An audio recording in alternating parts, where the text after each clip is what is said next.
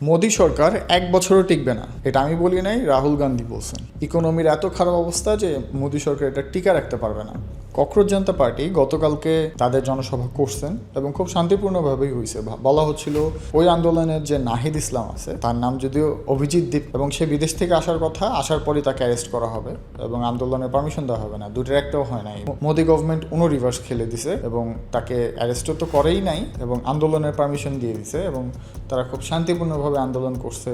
কিন্তু একটা জিনিস নিয়ে যেটা বলার, সেটা হচ্ছে প্রায় 2,20,00,000 মানুষ তাদের ইনস্টাগ্রামে ফলো করে। এটা একটা বিশাল ব্যাপার। মাত্র অল্প কয়টা দিনে তারা এটা করছে এবং 1 মাসও হয়নি, কিন্তু ওই উপস্থিত অনেক বেশি মানুষকে দেখা যায়নি। এইটা একটা দুঃখের ব্যাপার। যতটুকু আমার এখান থেকে মনে হয়েছে, এটা নিয়ে অনেকেই কথা বলতেছে, কিন্তু এই আন্দোলন তারা চালায় যাবে এবং সামনে আরও কিছু আন্দোলন আছে। তারা মূলত প্রথমে চাচ্ছে শিক্ষামন্ত্রীর পদত্যাগ। Cockroach Janta Party has around 2 crore followers on Instagram. Even if 0.01% of them would have turned up, that would have meant around 2,000 people. But currently I'm only seeing around a few hundred cockroaches.